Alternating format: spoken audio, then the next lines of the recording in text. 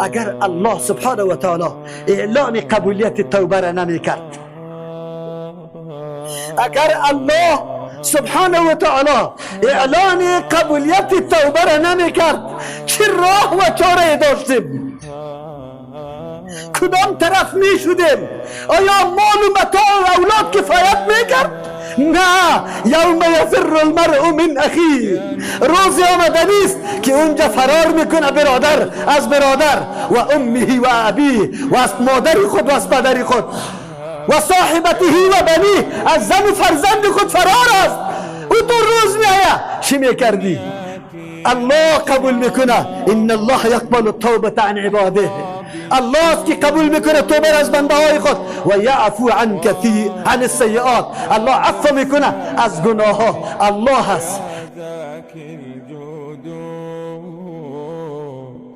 يا طراز الكون إني عاشق مستهام مغرام والمدح فن يا بدر التمام.